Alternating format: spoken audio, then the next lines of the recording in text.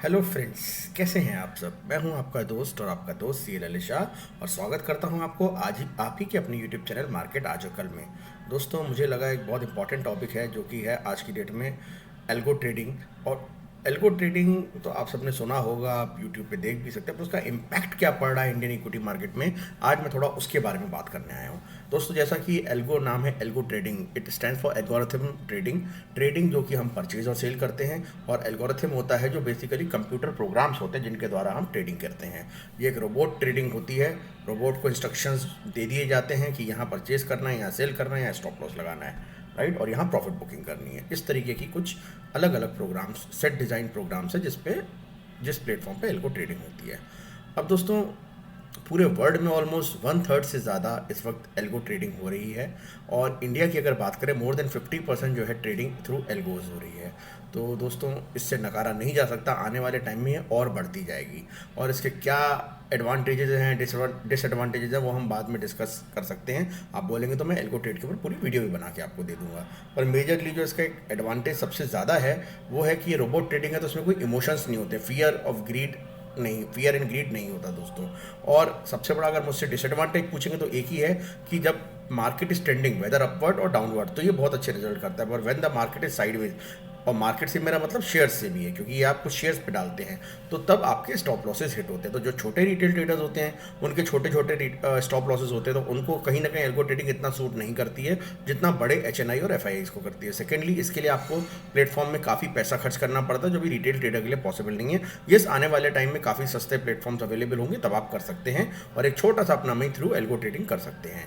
अब हम बात करते हैं सबसे बड़ी चीज़, जो हम जैसे ट्रेडर्स हैं, रिटेल ट्रेडर्स, जो हम लोग नॉर्मल अपनी ट्रेडिंग करते हैं, मैनुअल ट्रेडिंग करते हैं, कंप्यूटर के आगे बैठ के ट्रेडिंग करते हैं, तो उन पे क्या इफेक्ट पड़ने वाला है, क्या इफेक्ट हो रहा है आजकल एल्गो ट्रेडिंग का। तो दोस्तों, सबसे पहली बात, अगर इस ट्रेडिंग में जो लोग पुराने हैं और जो अभी नए हैं, मैं उनको बता दूं, पुराने लोग इस चीज़ को ज़्यादा समझेंगे कि पहले मान लीजिए किसी शेयर का डायरेक्शन अपसाइड है, तो अगर आज हमें लगता है वो अपसाइड है, धीरे धीरे वो बढ़ता था। मे बी आज एक महीने में वो 3 से 5% बढ़ा, नेक्स्ट महीने में 3 से 5% बढ़ा, मे बी उसके नेक्स्ट मंथ में 5 से 10% बढ़ा। इस तरीके से एक अपवर्ड मूव दिखाता था बुल ट्रेंड में।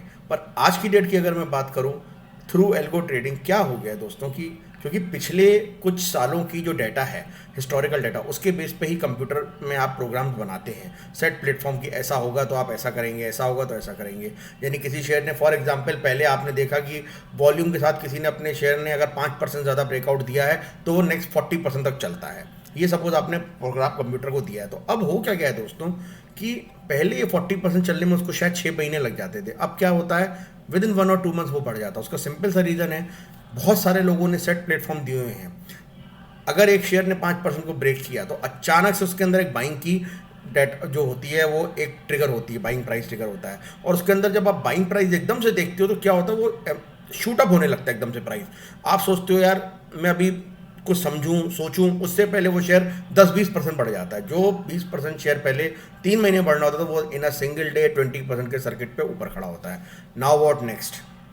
अब क्या होता है दोस्तों, क्योंकि एल्गो एक डिफाइंड प्रोग्राम है, नेक्स्ट डे में भी उसमें थोड़ी प्रॉफिट बुकिंग आएगी। नेक्स्ट डे थोड़ी सी भी प्रॉफिट बुकिंग आती है तो उसके अंदर आपका जो है शेयर का प्राइस थोड़ा सा नीचे आता है। अब आपको नहीं समझ में आता कि कितना नीचे आया, राइट, और जैसे ही थोड़ा सा नीचे आता है आप उसको बेचने की सोचते हैं, इमीडिएट फिर इम्पैक्ट आता है कि फिर वो 20% एक दिन में बढ़ जाता है, राइट।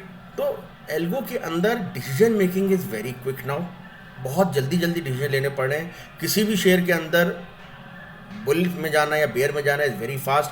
अगर कोई शेयर बढ़ना चालू होता है तो जो उसको 6 महीने बढ़ना था वो इमीडिएट महीने भर में बढ़ जाता है, और उसके बाद वो कहीं ना कहीं 1-2 महीने रेस्ट करता है। जो पहले 6 महीने धीरे धीरे बढ़ता था, आपको चांस देता था एंट्री उसमें मारने का। अभी ट्रेडर्स के पास एंट्री के मौके कम मिलते हैं। जनरली क्या होता है, अगर हम कोई अच्छा शेयर देख रहे हैं, आप बहुत बार देखते होंगे, मैं इवनिंग में बोलता हूँ कि इस शेयर को बाय करना है, अच्छा लगा, लास्ट के बराबर में बाइंग आई है। आप देखते हैं कि शुरू में जैसे ही खुलता है, विद इन 5 मिनट्स की कैंडल वो ऑलरेडी पूरा अपना हाई जो बनाना होता है दिन का बना चुका था। उसके बाद तो पूरे दिन वो एक साइडवेज मूवमेंट देता है जो अच्छा शेयर होगा। तो आप कहते हैं सर हमें तो मौका ही नहीं मिला लेने का। तो ये एल्गो ट्रेडिंग का इम्पैक्ट है इस वक्त कि किसी भी शेयर के अंदर अगर आपको जो चीज़ मैंने देखी, कहीं ना कहीं वो रोबोट ने भी देखी। अब हमारी टक्कर सिर्फ इंसान से नहीं हो रही है, एक रोबोट से हो रही है, और रोबोट हमसे कहीं ज़्यादा फास्ट है। मिली सेकेंड्स के अंदर उनके ऑर्डर्स पंच हो जाते हैं। हम स्टॉप लॉस लगाने में खूब अपने इमोशंस के साथ करते हैं, रोबोट सीधे खटाक स्टॉप लॉस मारा, इसका मतलब एकदम से कोई शेयर टूटना होगा तो अचानक से टूटता है। हम लोग स्टॉप लॉस जो पीछे करते हैं तो हमारे एक लंबे स्टॉप लॉस हो जाते हैं दोस्तों। और आज के सिनेरियो में दोस्तों क्या इंपॉर्टेंट हो गया, ये तो कुछ बातें थी। अब इम्पैक्ट क्या पड़ रहा है ट्रेडिंग के अंदर, या खास करके मैं बात करूं, हम 3 सेगमेंट में ट्रेडिंग करते हैं। एक होती है इंट्राडे, एक होती है स्विंग ट्रेड जिसको मैं शॉर्ट टर्म स्विंग ट्रेड और लॉन्ग टर्म स्विंग ट्रेड रखता हूं, और थर्ड इम्पैक्ट होता है हमारा इन्वेस्टमेंट। तो दोस्तों इन्वेस्टमेंट में एज सच देखा जाए तो एल्गो ट्रेडिंग का कोई इतना बड़ा मेजर प्ले नहीं है, क्योंकि जो लॉन्ग टर्म में अच्छा है वो अच्छा है, ठीक।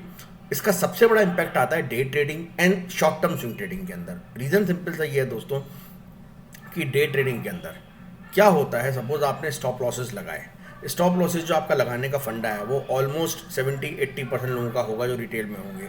तो क्या होता है, जो लोग इंटेलिजेंट पीपल हैं वो क्या करते हैं, आप कई बार देखेंगे, आप देखते हैं शेयर नीचे आया, सबके स्टॉप लॉस खाए और सटाक वापस ऊपर। यानी कि अब आपको जो स्टॉप लॉस लगाना है वो इंटेलिजेंटली लगाना है, पहली चीज़। सेकेंडली, अब जो आपको प्रॉफिट बुकिंग है that should be also very intelligently done. इसीलिए आपको देखा होगा, मैं बार बार बोलता हूं, जब हम पिवट्स के अंदर ट्रेडिंग करते हैं, पिवट चार्ट लगाते हैं, तो कहीं ना कहीं बोलता हूं जैसे ही रेसिस्टेंस आए आप कुछ ना कुछ प्रॉफिट बुक कीजिए। सिंपल सा रीजन है, रोबोट है उसको भी कहीं ना कहीं इंस्ट्रक्शंस होंगे कि जैसे ही रेसिस्टेंस आए आपको प्रॉफिट बुक करना है। हो सकता है दोस्तों वहाँ एक प्रॉफिट बुकिंग आए और वो शेयर अचानक से नीचे गिरे, राइट, पर आपने अगर 50% भी बुक कर लिया होगा तो आपको घबराहट नहीं होगी। सेकेंडली, हो सकता है उसमें एक अमाउंट नहीं, R1 नहीं R2 के बाद प्रॉफिट बुकिंग करनी, वो झटके में ऊपर चला जाए, तो आपको तो नहीं पता दोस्तों, अगर गिर जाता तो आपको हैवी लॉसेस होते। बढ़ गया तो आपने 50% ही तो बुक किया, 50% इज विद यू, जो R2 पे आप जाके कहीं ना कहीं 30% हम बोलते हैं बुक करिए। तो इस प्रकार दोस्तों आपको इंटेलिजेंट बनना पड़ेगा। सेकेंडली, जो हम स्टॉप लॉसेस लगाते हैं, पहले क्यों होता था, सपोज आपने 100 की चीज़ ली, फॉर एग्जांपल आपने 96 का स्टॉप लॉस लगाया है। अब आपको इंटेलिजेंट इन्वेस्टर बनना पड़ेगा। अब आपको ये देखना पड़ेगा कि अगर 96 पे बहुत सारे लोगों के स्टॉप लॉस आते हैं एज पर सपोर्ट, तो कुछ ना कुछ आपको क्या करना पड़ेगा, मे बी 97 पे आपको 25% माल काटना पड़ेगा। क्यों? उसका सिंपल सा रीजन है, कई बार क्या होता है, अगर वो स्टॉप लॉस खाने आएगा, राइट, तो 96 पे आएगा ही आएगा, और कई बार वहीं से लौट जाता है। तो अगर 97 से ही लौटा, सपोज स्टॉप लॉस नहीं खाए, तो 75% माल है जिस पर आप प्रॉफिट कर सकते हो। थर्डली, अगर वो 96 तोड़ा, ठीक, तो मेरा क्या कहना का होगा, अगर आप 100% लगा देते, अब यहाँ पे आप 50% स्टॉप लॉस होगी, 25% अभी भी रखिए, जिसको आप फर्दर 95 पे या 94 पे लगा सकते हैं। सिंपल रीजन ये दोस्तों, कई बार स्टॉप लॉस खाता है, एक डिप मारता है और खटाक ऊपर जाता है, तो एटलीस्ट 25% माल होगा जो एक खटाक ऊपर जाने में आपके पास होगा। और अगर स्टॉप लॉस जाना है दोस्तों, तो कुछ आपने 97 पे किया होगा, जो आपने एक अर्ली वो किया, तो कुछ आपका पीछे ब्रेक होगा। तो एक लेवल पे स्टॉप लॉस नहीं रखना है, अलग अलग लेवल पे स्टॉप लॉसेस बुक करने हैं। जिस प्रकार हम प्रॉफिट्स अलग अलग लेवल पे रखते हैं, stop losses should be at different levels, right. तो एल्गो के अंदर सबसे जो इंपॉर्टेंट थिंग, जो ट्रेडिंग के अंदर एक नई चीज़ आ रही है कि आप एक जगह पे स्टॉप लॉस नहीं रख सकते। चांस ये है कि आपका स्टॉप लॉस ज़्यादा खाएगा वो जगह पे, और आप देखते हो कि बहुत सारे लोग कहते हैं सर हमारे स्टॉप लॉस खा गया। सेकेंडली दोस्तों, booking of profit is also very important intraday के अंदर। अब आप एक लेवल पे 100% प्रॉफिट बुक कर देंगे तो दोस्तों आप कहीं ना कहीं जो उसका ऊपर जाने का जो पूरा मजा होगा शेयर का, वो छोड़ देंगे, क्योंकि रोबोट ट्रेडिंग के अंदर वो इमोशंस पे नहीं खेलता। उसको ये नहीं लगता कि ये 2% बढ़ गया तो 4 नहीं बढ़ सकता। उसमें तो जो प्रोग्रामिंग किया होगा कि ये शेयर 20% के सपोज उसको लगता जाएगा। अब किसी ने मे बी कमांड तो डाली हुई है कि 20% में प्रॉफिट बुक करना है, पर उसने डाली थी नॉर्मली यहाँ बाय करना, और जब भी 20% है हमें बुक करना है।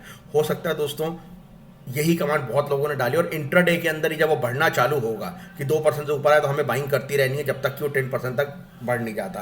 तो आप देखते हैं इसका इंपैक्ट इमीडिएट वो शेयर 10-12% पे बढ़ चुका होता है, और उसके अंदर जब धीरे धीरे धीरे धीरे और पार्टिसिपेशन आता है तो कहीं ना कहीं 20% सीधे चला जाता है, और अचानक से आप देखते हो 20% के ऊपर सर्किट लगा, नेक्स्ट डे अगेन 20% का, कई बार 10% का सर्किट लगता है, और उसके नेक्स्ट डे अचानक से 10 गिर भी जाता है। ये एकदम से प्रॉफिट बुकिंग आती है। तो वो प्रॉफिट बुकिंग वो नहीं होती कि 2% बुक हो गया फिर बढ़ गया, नहीं दोस्तों। इसीलिए आप देख रहे हो कि अब की जो ट्रेडिंग है वो ज़्यादातर ट्रेडिंग अब आपको लेनी पड़ती है शॉर्ट ड्यूरेशन पे। शॉर्ट ड्यूरेशन से मेरा मतलब है, पहले सपोज आप इंटरडे करते थे 15 मिनट पे और आप डेली बेस पे ये 2 चार्ट लगाते थे। अब आपको इंटरडे ट्रेडिंग के लिए 1 मिनट का चार्ट भी चाहिए, 3 मिनट का चार्ट भी चाहिए, 5 मिनट का चार्ट भी चाहिए, 15 मिनट का भी चाहिए।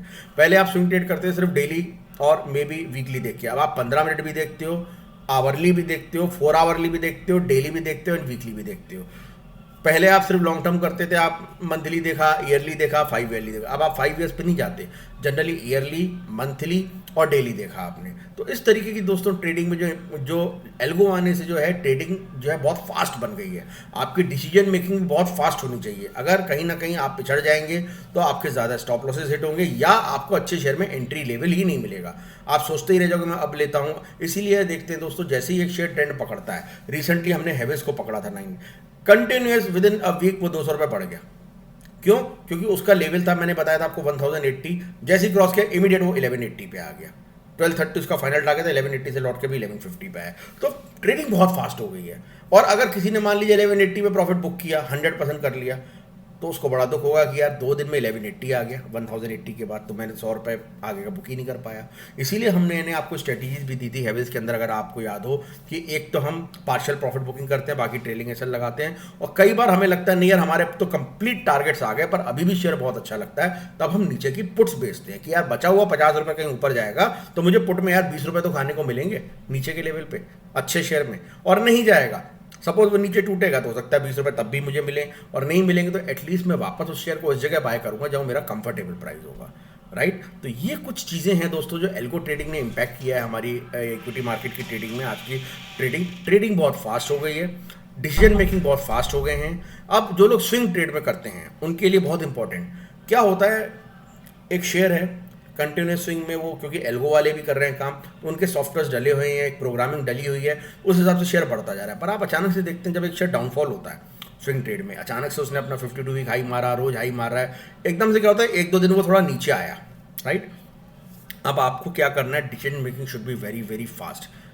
आप उसके अंदर मे बी 20 डेज, 5 डेज, कुछ भी आप ऐसा कुछ मूविंग एवरेज का अपना पैटर्न लगा सकते हैं, या कुछ भी ऐसा चीज़ जिससे अगर फलां चीज़ को वो चीज़ तोड़ देता है तो कुछ दिनों के लिए आपको एग्जिट मारनी है। खास करके उन लोगों के लिए जो कॉल्स लेके बाय करते हैं, जैसे बड़े शेयर्स हैं अल्ट्राटेक, बजाज फाइनेंस, इनमें ज़्यादातर लोग कॉल्स लेके बाय करके प्ले करते हैं आपका। तो उनके लिए क्या होता है, जब तक वो ट्रेंडिंग है इट्स वेरी गुड, आपको रिटर्न जरा सी इन्वेस्टमेंट मिलेगा। पर अचानक से क्या होता है, एक सर्टेन पॉइंट ऐसा आएगा जब वो शेयर रुकेगा और बैकवर्ड्स जाएगा। अब उस बैकवर्ड्स में आपको नहीं पता वो नीचे कहाँ तक जाएगा। उस वक्त क्या होता है दोस्तों कि आप लोग के स्टॉप लॉसेस जो होते हैं, क्योंकि आपको ये लगता है आज नहीं तो कल बढ़ जाएगा, आप नहीं लगाते हो। राइट? या कई लोग वेट करते हैं, चलो 50% मेरी कॉल का प्रीमियम डाउन हो जाएगा मैं तब निकल जाऊंगा। कोई कहता है यार अब तो 85% हो गया तो 15% में क्या निकलूं। पर दोस्तों ऐसा नहीं है। अगर आपको एक शेयर का ट्रेंड स्विंग में जैसे ही उसने एक पर्टिकुलर रेंज को तोड़ता है तो इसका मतलब ये अब उसमें सॉफ्टवेयर ऑलरेडी डले हुए हैं, अब हम उसके अंदर हमें इमीडिएट एग्जिट लेना चाहिए जब तक कि फिर से वो ट्रेंड में वापस ऊपर ना हो।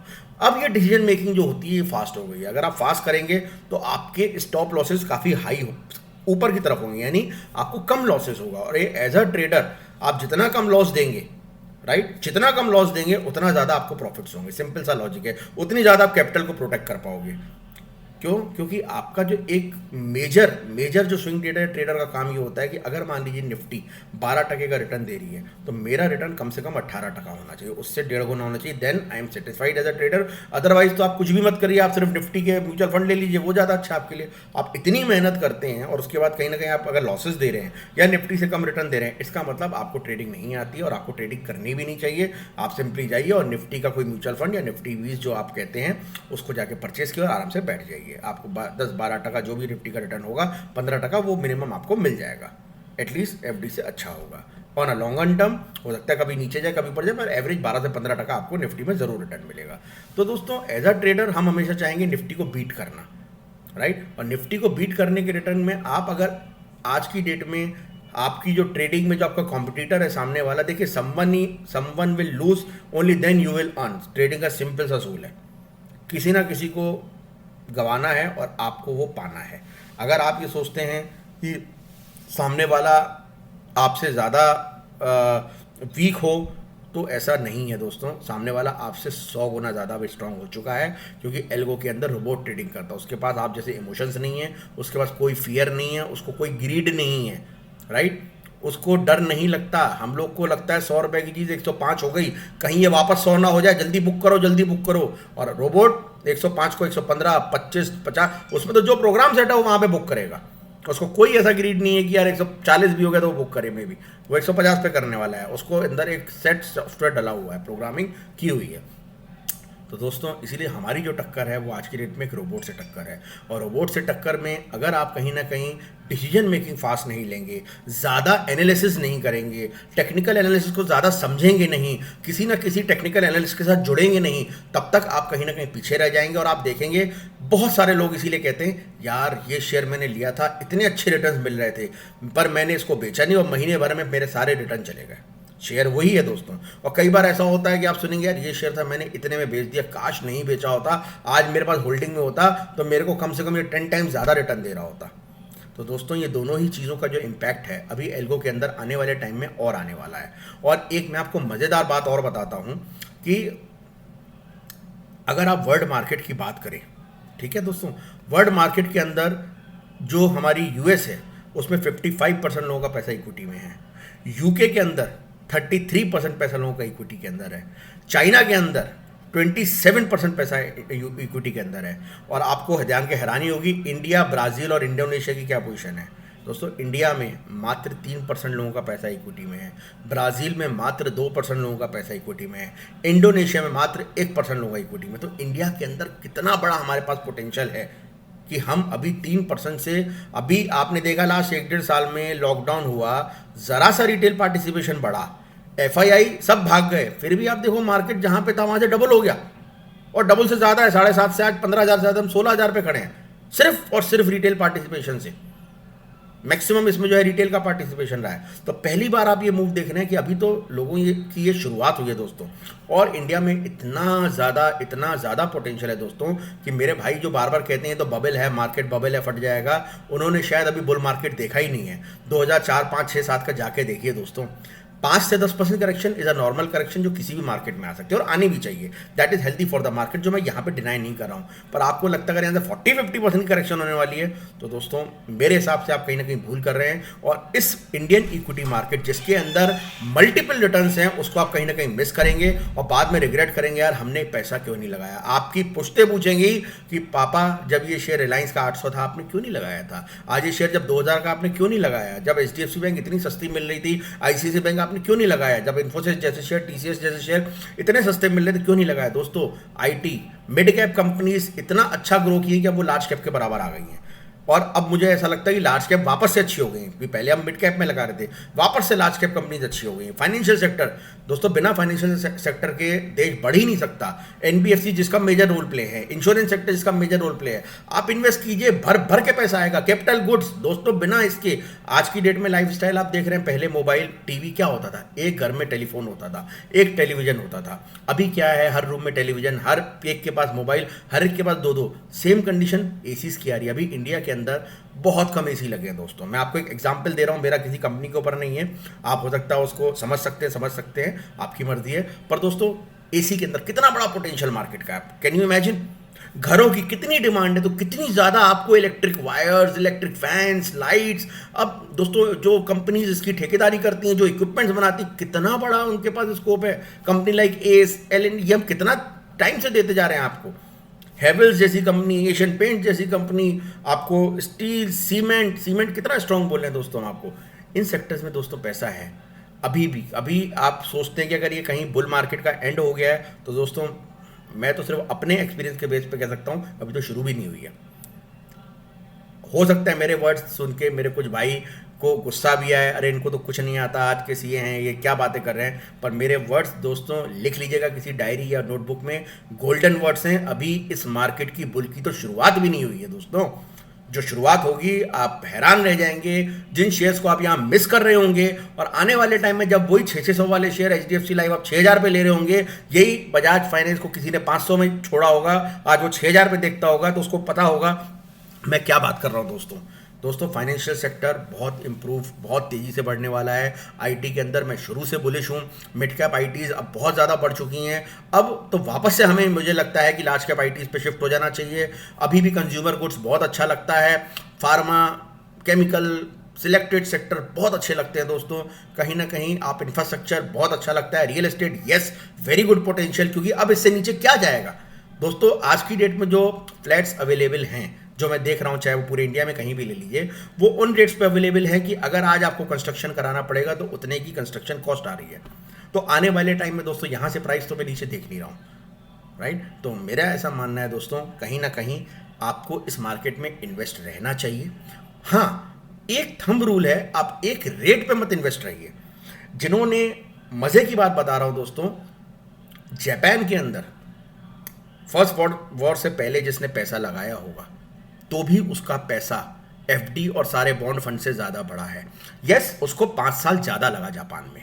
तो हो सकता है आपके हिसाब से भी, अगर मैं मानता हूं कि ये बबल है, बियर मार्केट है, तो हो सकता है 4-5 साल ज्यादा लगेगा आपको पैसा बनाने में। पर दोस्तों, जितने भी वर्ल्ड में इन्वेस्टमेंट इंस्ट्रूमेंट्स हैं, सबसे बड़ा, सबसे पावरफुल, सबसे जो आपकी लिक्विड इन्वेस्टमेंट है, दैट इज इक्विटी। और मेरा मानना है दोस्तों, आप जितना ज़्यादा पार्टिसिपेट करेंगे इक्विटी के अंदर और टाइमली पैसा लगाते रहेंगे, सिप के फॉर्म में पैसा लगाते रहेंगे, आप उतना बीट कर पाएंगे मार्केट को, उतना कंपाउंडिंग का लाभ ले पाएंगे दोस्तों। और आने वाले टाइम में मैं आपको गारंटी के साथ बोल सकता हूं, जब हमारी इंडिया में पार्टिसिपेशन बढ़ेगा और जो लोग आज ऑलरेडी इन्वेस्टेड होंगे इस मार्केट में, सबसे पहले जो एडवांटेज मिलेगा उन लोगों को मिलेगा जो ऑलरेडी इन्वेस्टेड होंगे दोस्तों। ये मेरा आपको कहना है। इसीलिए दोस्तों, एल्गो ट्रेडिंग, यस, आने वाले टाइम में जैसे जैसे इसकी कॉस्ट कम होती है, हम लोग भी थोड़ा थोड़ा ट्रेड एल्गो के थ्रू ले सकते हैं। और पर जो दोस्तों आपकी नॉलेज है, जो आपकी टेक्निकल देखने की पावर है, चार्ट को पढ़ने की पावर है, फंडामेंटल को देखने की पावर है, वो कोई छीन नहीं सकता। इसलिए आपको अपनी नॉलेज हमेशा बढ़ाते रहना पड़ेगा, चाहे वो बुक्स के जरिए, यूट्यूब के जरिए, वीडियोस देखने के जरिए, जो भी आपके पास। आज गुरु पूर्णिमा, अपने गुरु की आप जितनी वीडियोस देख सकते हैं देखिए, जिसको भी आप मानते हैं। पर दोस्तों, आपको नॉलेज तो बढ़ानी पड़ेगी, आपको डिसीजन मेकिंग फास्ट लेनी पड़ेगी। और जो उनको डिसीजन मेकिंग स्लो है, वो मेरा उनसे ये एक अनुरोध है कि वो फिर डे ट्रेडिंग ना करें, शॉर्ट टर्म स्विंग ट्रेडिंग ना करें, फिर वो लॉन्ग टर्म स्विंग ट्रेडिंग या इन्वेस्टर बन के ज़्यादा काम करें। अदरवाइज एल्गो से आप पिछड़ जाएंगे दोस्तों। और इसीलिए आप देखते हैं आजकल ट्रेडिंग में कई लोग कहते हैं, सर हमने सही शेयर चुना, सब कुछ सही किया, फिर भी हमें वो प्रॉफिट्स नहीं मिले, या प्रॉफिट्स मिले ज़रा से और लॉसेज हुए हैवी। जबकि होना उल्टा चाहिए, ट्रेडर को लॉसेज जब भी हो ज़रा से हो, profit should be heavy, right. तो दोस्तों, इसी के साथ मेरा आपसे अनुरोध है कि आप ज़्यादा से ज़्यादा लर्निंग पे फोकस कीजिए। और मेरा भी आने का पर्पस डेली आपको सिर्फ एक होता है, मैं कभी इंटरडे के लिए पर्टिकुलर शेयर नहीं बोलता हूँ, मैं आपको वो शेयर देता हूँ जिनका इंपैक्ट हो सकता है आज पड़े या नेक्स्ट डे पड़े, या जो शेयर मुझे लगता है बुल ट्रेड में हमारी जो अपनी 25-30 की स्टॉक वॉच लिस्ट है, उसमें से कौन से 8-10 शेयर ऐसे हैं जो मुझे लगता है ये 1 से 2 दिन में ट्रेंडिंग हो सकते हैं, मैं वो देता हूँ आपको। मेरा पर्पस सिर्फ आपको एक गाइड करना है, नॉलेज देना है दोस्तों। बाकी ट्रेडिंग कैसे करना है ये आपका अपना आउटलुक है। इसीलिए दोस्तों, आपने मेरा जो वीडियो देखा होगा इंटरडे ट्रेड सेटअप, उसमें मैंने अपने जो 20 साल का एक्सपीरियंस था उसमें भी कुछ चेंजेस किए थे।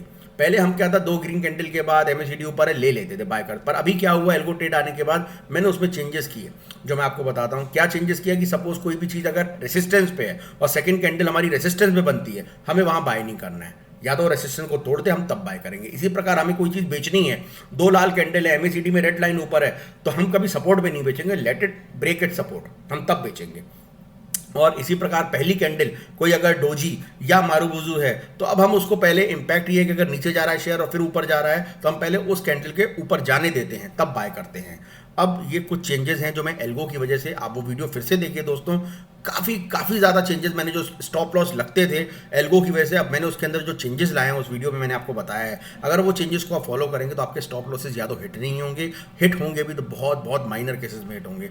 वेरी इंपॉर्टेंट वीडियो दोस्तों, आप कहेंगे तो मैं इस वीडियो का लिंक इसमें डिस्क्रिप्शन में शेयर में लिंक कर दूंगा, और वीडियो के एंड में भी मैं वो वीडियो डाल दूंगा जो आपको बॉक्स में दिखती है। उस वीडियो को जितनी बार देखेंगे दोस्तों आपको मजा आएगा और ट्रेडिंग लेने में कहीं ना कहीं हेल्प होगी। मैं ये नहीं कहता सिर्फ उसी की तरीके से ट्रेडिंग लीजिए, पर कहीं ना कहीं दोस्तों उससे आपको एक हेल्प मिलेगी। फिर यस, उसके अंदर जो आपको अपने एड ऑन्स करने हैं, अपने जो भी आपको उसके अंदर ऐड करना है, माइनस करना है, आप हमेशा अपना कर सकते हैं। पर मेरा मानना है दोस्तों कि एल्गो ट्रेडिंग जो है आने वाले टाइम में और बढ़ने वाली है। अगर आप एल्गो ट्रेडिंग के बारे में और जानना चाहते हैं तो मुझे कमेंट कीजिए, मैं आपको एल्गो ट्रेडिंग के बारे में भी बताऊंगा कैसे होती है। पर मेरा अभी ये वीडियो बनाने का पर्पस यही था, जो मेरा इन्वेस्टमेंट परिवार है उसको ये पता होना चाहिए कि हम जो ट्रेडिंग या स्विंग ट्रेडिंग कर रहे हैं, हम सिर्फ इंसानों के साथ नहीं, आज की डेट में रोबोट के साथ भी कर रहे हैं। इसी के साथ दोस्तों मैं इस वीडियो का एंड करता हूं। अगर आपको मेरी वीडियो पसंद आई हो तो ज़रूर लाइक कीजिएगा दोस्तों, फ्रेंड्स के साथ शेयर कीजिएगा और कमेंट कीजिएगा कैसा लग रहा है आपको। और जिन्होंने अभी तक मेरी वीडियो सब्सक्राइब नहीं की है, प्लीज़ चैनल को सब्सक्राइब कर लें और बेल आइकन दबा दें ताकि मेरी हर अपकमिंग वीडियो आपके पास जल्द से जल्द आ सके। कैसी लगी आपको मेरी वीडियो ज़रूर कमेंट कीजिएगा दोस्तों। मिलते हैं एक नई वीडियो के साथ, जिसके अंदर मैं मंडे को आपको एनालिसिस दूंगा कि कैसे शेयर्स ऊपर या नीचे रह सकते हैं, कौन से शेयर्स हैं जो ब्रेकआउट में हैं या ब्रेकडाउन में हैं, निफ्टी बैंक निफ्टी की क्या हमारी रफ्तार रह सकती है, ये सारी आपको अपकमिंग वीडियोज़ में मिलेगी। तब तक के लिए दोस्तों अपना ख्याल रखिए, टेक केयर, जय हिंद।